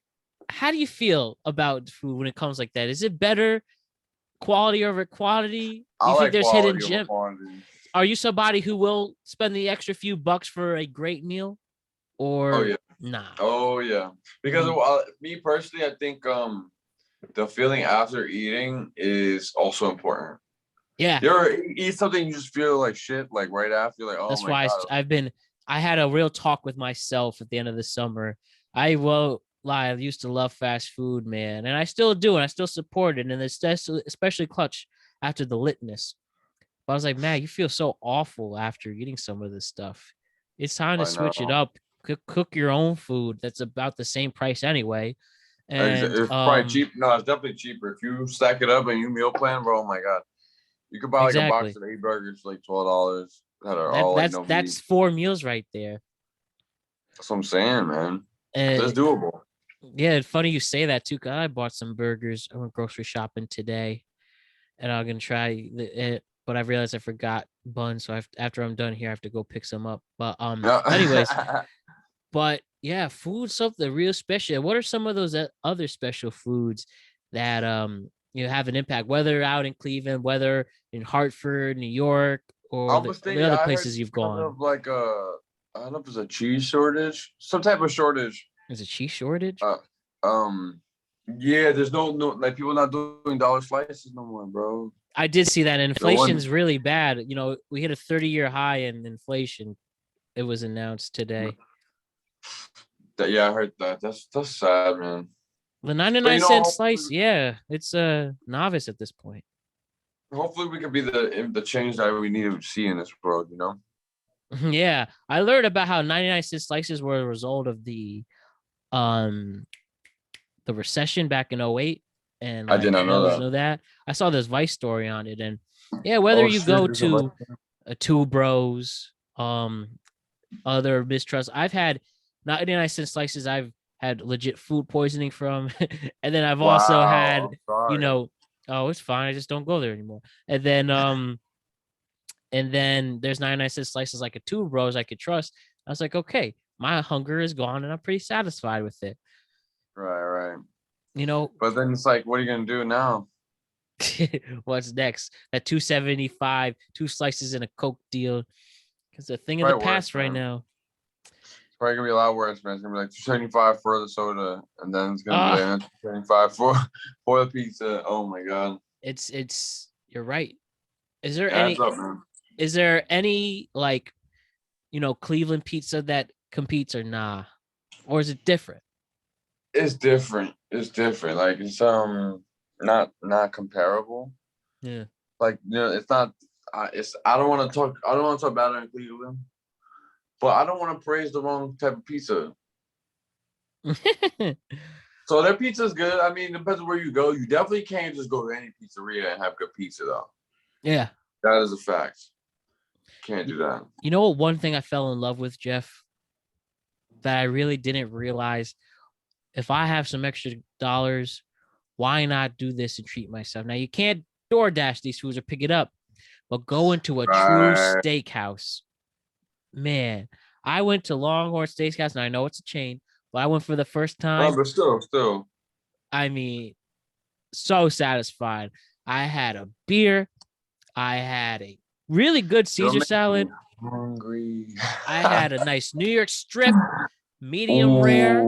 Oh, classy. And I did it with baked potato. Oh man, I was in heaven, bro. Real heaven. And I used to be an idiot and get steaks well done. Right, yeah. But I stopped. You probably never gave it a chance. I didn't give it a chance. Then I realized the juiciness and that humbling taste coming in your mouth. And yeah, you might have to spend my 30 God. bucks, but you know what? You treat yourself for it. Dude, it's crazy. That's like, I try to tell myself I'm not gonna eat red meat, but damn, when you're talking about That it like is that, true. I oh have my been God. more cognizant of my red meat intake as well. But Good, treat nothing yourself, beats though. it, man. You got to You treat gotta treat yourself. yourself. That's good, man. I might go to a steakhouse pretty soon, bro. I don't know. Nah, I'm I telling you, gotta wait. this weekend I on a wait till I nice. graduate. Fair enough. Fair enough. That's a great thing to celebrate for, Jeff. Mamma mia. How do you feel about desserts, bro? You like the pastries, you like the ice creams, you like the Italian ice, the piraguas. What do you feel? What do you There's a like? nice ice cream store shop called Mitchell's Ice Cream. It's like a chain. Yeah. Northeastern Ohio. I don't know if they have them. I doubt they have them. It's called Mitchell's. That is crazy. I can't even. Everything they make is like out of this Mitchell's world. ice cream. Ice cream. Yeah, it's crazy. Oh my God. Mitchell's Absolutely ice cream. insane. And it'll say the nearest one for me. Probably where? Homemade ice cream. There is one in New London, Connecticut. Oh. So that's Well, all the way at the there. other side of the state. That's like close to Oh. Rhode Island. Valley Stream in Long Island's another one. One in they're really spread out. Oh wow, they got several locations. I don't know, but anyway, they killing it, bro. I seen them making that ice cream. Did I eat that guy? Oh my God, bro! All this food's making me hungry. Oh, you put a finger in the sky if you want it. Yeah, that's true. Put your Man, fingers. this ice cream does look good. Yeah, ooh, man. You should probably go get something to eat, man. Oh my God. I don't know. What do you eat? What do you usually eat for dinner? What is your go-to? My go-to? I've been really eating some grilled chicken sandwiches lately. I've been feeling like they kind of look like sliders, above average look. Oh, I've been into those. Nothing beats a good burger. From my Italian side, I love macaroni, meatballs, ravioli, meatballs. I love it. Really like a solid Caesar, a fat Caesar salad with a lot of chicken in it, and the croutons make it. I mean, how about some hibachi? I had hibachi for the first time post pandemic. Okay. And man, that was soothing, bro. Hear this. I asked for just steak, and the chef accidentally gave me chicken and steak. Didn't charge me. Ooh, that's a win. Yeah. That's a win-win. A nice solid taco too. I've been really, though it's not a healthier choice, but if you have a soft hard shell. Oh my God, you're fucking me up right now, bro. Oh my God. I've been more open to eating now, especially when I started making drinks. I've been more into cooking because a lot of these. Yeah, you got to. A lot of these channels share the same thing. Like the Preppy Kitchen does cocktails and drink and food. The thing I showed you, Cooking with Babish, is my new favorite YouTube channel where the guy makes dishes. He makes dishes from TV shows, like stuff that never heard. Oh, like Krabby Patty kind of thing. I showed you a Krabby Patty, then the Krabby Patty Supreme. If you remember that episode where he deep fried 2 double Krabby Patties on top of each other and just ate pure drip mayo. Oh my he said he hated to admit it, but it was tasted great. But frying burgers in lard, and that's why they don't use it anymore. But oh my goodness. But it's so good though. Oh, you're making me hungry, man. When are you gonna eat? You ate dinner yet? No, after I'm done with you, I have to chef something up. Now for the rest of the time I'm living at home, my mom said I'm not cooking for you anymore. Only when I feel like it. My mom does not cook for me anymore at all. I cook everything for myself. Yeah, I really don't mind it. I need to be an adult. So you gotta just go to the supermarket with recipes. That's what you gotta do. You gotta pick recipes before you go and then just do it like that. Exactly. And now because I've fallen in love with making drinks, put 2 and 2 together with making food now, it's a good deal. Oh, yeah, dude, I gotta go to the store, get some stuff to go make some drinks and make some dinners pretty soon. Oh man, let me know what drinks you need to make. I'm gonna make some martinis, maybe some gin and tonics, maybe. Martinis are now when you do the martini, you're doing a true martini with gin, not vodka. Right. I do with gin. I usually get some vermouth, and then I get stir that shit together. Limoncello. That's the. Oh yeah, I got a bottle right here. Right over there. I would show you. Limoncello is like limoncello, some Lillet gin, Blanc is whichever good one to doesn't make matter. Vesper And martinis. I never heard of that one. What's that? That's the James Bond martini. It's a combination of gin and vodka with a Lillet Blanc. Sure that shit together with a lemon twist, and that's James Bond's choice, drink of choice. We gotta see each other recipes, bro. I've been making a lot of coffees. I used to make coffee for really for as a job. That was fun because then I got to practice fluid mechanics and get that worked out. Dude, you know what's my favorite cocktail now? The White Russian. Really? You like? I haven't. I had one once. Yeah, I guess it depends on what milk you use. Yes, but pretty much vodka, Kahlua, and then some people use regular milk, some people use creamer, some people use half and half. I use half and half. I'm gonna try oat milk. Oat milk, I haven't tried that yet, but any dairy product pretty much will make the White Russian, and then a Black Russian is when you don't put any milk, it's just vodka and Kahlua. But making cocktails is fascinating. I'm gonna try that tonight. I'm trying that. The Black Russian? Yeah, no, the White Russian. Oh, the White Russian. Definitely let me know what you think. Yeah, do you want me to try that with like oat milk or some shit, or like a certain creamer? Yeah, we got a certain creamer. Yeah, let me show you mine. For those who are listening, I'm showing Jeff a picture of a White Russian that I made right here. I'm showing you, and the YouTube viewers can see right here. This is the one I made. Can you see that? Oh yeah, there you go. Back it up a little bit. Back it up a little bit. Yeah, right there. Yeah. Oh, and you got the logo right there with Tito's, bro. You can't go wrong. Made it with Tito's. I have gotten this new vodka recently. I got a whole handle of it. It's called Sky Vodka. Yeah. Oh wait, no, it's not. It's all right. It's okay. It's all right. It gets the job done. Just 1 second. Oh, not Sky. It's called Star Blue, as I'm showing Jeff my big handle. Right here. Careful with that, buddy. Star Blue. I never heard of that shit, dude. Yeah, one thing about making cocktails, unless you buy the absolute cheapest brand, you don't really need to go for a name brand specifically. If you're just making, it depends on the person, man. For me, I could taste, like for gin, I could taste the difference between Tanqueray and Bombay and like Seagrams. Mm-hmm. Yep, I can taste the difference. I can taste it. It depends, but it depends on the person, I'm sorry, can you say that one more time? I'm saying just depends on the person, Oh yeah, definitely. How do you feel about cognacs like a Hennessy? Oh, I'm not a fan. I'm just not a fan. No, me personally, I'm just not a fan. I know that people in the Bronx definitely. They love their Hennies. Yeah, I'm not. Yeah, they really do. I'm not. Henny's a very exclusive drink. They only make it one place in the world, and it's not cheap. Yeah. It's not cheap, man. People really spend a lot of money for their Henny. But hey, I mean, people spend more money on Scotch too, though. I've been getting Scotch. Scotch is like Johnny Walker Scotch. No, like Macallan 12-year age Scotch, or like Glenlivet 12. Isn't it so fascinating how they make it, Ben? Like a 12-year-old in the barrel. Oh my God, you got me thinking, bro. I should go get it, bro. All right, go do that right now, dude. I don't know. And is that like your specific go-to whiskey, Scotch? If I'm celebrating something, celebrating. How you feel about tequila? Usually I just don't. Usually I'll just make gin and tonics. Usually that's my or I'll drink gin a lot of the time. You're a gin person. Gin, I think, make great cocktails come out of gin. Your last words, your aviations, your martinis. Oh, aviations are great. Those are so good.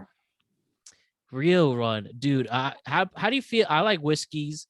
Whiskey sours, obviously it's the winter. It's whiskey season. Whiskey fixes, whiskey anything, man. And probably the most popular cocktail right now is the Espresso Martini. I see people going crazy about those all over the place. What? I make sick espresso with You ever heard of an AeroPress? I've heard of it. AEROPRESS. You heard of that? I think I have. Yeah. It's how you make espresso shots without an espresso machine. No way. Yeah, it's just you put a cold brew or espresso, Kahlua, and then Tito's. Or I use Tito's, but it's a vodka-based drink. And go crazy, my friends. Go crazy. And then, of course, your tequila. People love their tequila and their tequila cocktails. It just depends on the occasion. You know what I mean? Like, it Mm-hmm. really just does depend on the occasion, man.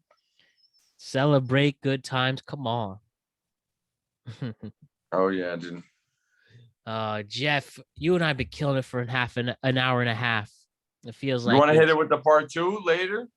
Oh, we'll You want- definitely be doing more podcasts as long as you want to do it. Yeah, as long as I don't have technical difficulties, man. Oh my goodness. I'm sorry about that. No But, worries. we'll take it. You're just making me so hungry with these. Oh my goodness. No For those worries. out there, just warning. Listen to this on a full stomach, but it's probably too late by this point, right? Like, There's it's just like one too last late. thing I have to do with you, Jeff. And it's I ended off with everybody's first appearance. We do the Yeah. House Questionnaire. 10 questions I ask every person. All right. And it's designed to help understand the person the best, but it's made famous from inside the actor studio. That's where I got it from. Ooh, okay, And all right. I'd like to ask you these 10 questions, and then Yeah. we'll say Go goodbye. go hard, go hard or go home. And Jeff, with the absolute great topics of discussion we have talked about, your fascinating brain, this is going to be really great Proust Questionnaire. So let's get to it. Let's see it. Let's get it. Let's get this money. Jeff, my first question is, what's your favorite word? Oh, Right? favorite word, singular word, Favorite word. like one word. One word that's your favorite. Perseverance. Perseverance. Love it, man. One of my favorite words. What's your least favorite word? Oh, hate. Damn right. I hate the word hate. Now, Jeff, this next question is not necessarily a sexual question, only for the people with the awful minds who think of it that way. Right. This question is more of a life and fulfillment question. Okay. My question to you is, what turns you on in this world? Oh, you know what's my answer to this every time? You know, that's a question I ask myself all the time, and it's outliving my lifetime. Yeah. Once I die, I don't want to die. Yeah, I'm not afraid of dying. I'm afraid of dying and not being remembered. You want to be a legend, man. Right. That's what keeps me going every day. And inspire. I think you're definitely on the right track for that. You helping out, bro. Knuckle pound. You know it, man. Knuckle pound. What turns you off in this world? What do I offer? No, what turns you off in this world? Oh. Honestly, I hate to admit it, but like my generation right now is just not, they don't want to work for nothing. I hate that. Like, I get it that maybe, maybe you don't deserve the situation you were given. Okay. But now it's up to you to do something about it. Like, you didn't ask for it. Okay. Sorry. But now it's up to you to see what you do after the fact. So that gets me upset, because it's very hard to get somebody out of that mindset. It's very hard. Powerful, man. Absolutely powerful. Number 5 is, what sound or noise do you love? Ooh, I love. Yeah, it has to be. Or I guess it's open-ended, right? Yeah. What sound or noise do I love? Honestly, I think it's the sound of new guitar strings, like fresh new guitar strings. It has a certain twanginess to it, I guess. Depends on the strings, but the ones I like have a certain feeling after, like probably for about 2 weeks, and then it kind of goes away. It's kind of like a new, like, I don't know. So, you know how certain people focus on the car door slamming sounds? Yes. Kind of like that. For those non-guitar players out there. I hear you. So my next question is, what sound or noise do you hate? Definitely. There's a few, but I really don't like any low frequency noise, meaning any rumbling noises, like subways under the ground, or like a large truck passing by, things like that, who would give like low rumbles, or like a plane far away. That is the hardest to solve, because there's actually a problem in noise that still needs mitigation. Like, we still need to figure out what we're going to do about that, because right now it's just like, in order to block it, you need more material. But for example, on a jet engine, they charge you more based off. That's why you have a 50-pound bag limit, because you can't have unlimited weight on the plane. Mm-hmm. So in order to mitigate all the sound, if we had unlimited weight, we could do it, but we don't. So I guess what I'm trying to say, the most annoying sound I guess you could say it's aircraft noise. Yeah. You ever been in a plane? Oh my God, they're terrible. They sound terrible. Yeah, man, the ears popping. It's giving us something to think about. That's why we appreciate you, Jeff. So my next question for you is, what's your favorite curse word? Oh, I would probably. I don't want to say the F word because it has too many meanings. It's like too much. That's like too much. Yeah. I don't need that. But something went like, excuse my friend, I guess I could curse. I love saying when something is a pain in the ass. Like that is like going through mile 20 is a pain in the ass. Like on the mile That's your 26, favorite like, and you sound. only did 13 miles before, so it's gonna be a Yeah. pain in the ass. Like, but like that's kind of what makes things worthwhile. If it is easy, why do it? Damn Yeah. right, Jeff. Damn right. So what profession other than your own would you like to attempt? Ooh, there's so many out there. So one of them would probably be dog trainer, dog walker. The other one would be chess grandmaster. And then the other one would be ultra marathon runner, probably. Like if I could run full time, I mean, that'd be hard. I don't know. Anybody runs full time, you really got to be broke. But I don't know what do you do? I guess you run races to get money. But yeah, it'd probably be But actually, if it was not my own, number one musician, it'd be back to my roots, just playing guitar, hero songs. But that were my own musician. Powerful. I like that. And hey, I think you specifically can still pull this stuff. Right. That's what I'm saying. And, the second I say I can't, I won't. That's why I'm still a musician. If you do one line of math, guess what? You're a mathematician. Exactly, man. Exactly. So number 8, Jeff. Nice link, dude. Yeah, number eight. I just sent you a link from The Wire. You've seen that scene before about how to play chess? All right. I'll give you some final words once we sign off. But please, Jeff, once we're done, please watch that First thing I'll clip. do. First thing I'll do after. That I'll explain once we're finished with this question. Right. Number 8. Sorry, number 9. What profession would you not like to do? Politician.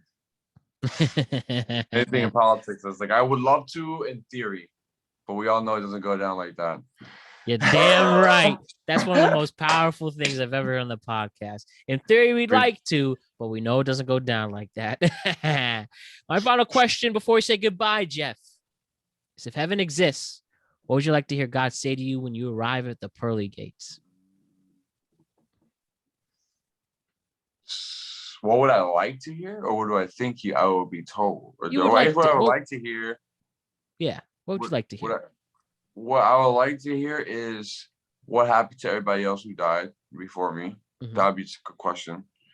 Because is there a population cap in heaven, or what? What's good with that? Mad people died. So many people I'd like died to think not. Yeah, right. Like, to be like, oh, not full. We capped at 30 billion. Like, oh, boy.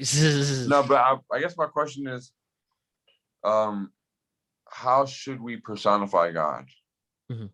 How should we perceive it? I think the second we say he is God or she, like, it's like almost like a dog will know if you come home at 3:00 and go to the park with the dog every day at that time, is gonna know, okay, at that time I'm going to the park. But it never once thinks, oh, it's 3 p.m. Doesn't count the time. It just knows. It just feels. That's like my cat always wanting to go outside at night specifically. Right. So it's like they have something that tells them, but they will never see our level of perception. And I guess in the same way, we will never be able to see God in the way that he probably sees us. Like dogs will never see the world we see. Animals, all animals will never be. No animal's gonna make poetry. No animal's gonna make an economic model, right? Like, so what is going on there? It's like they're thinking about other things that are not directly related to survival.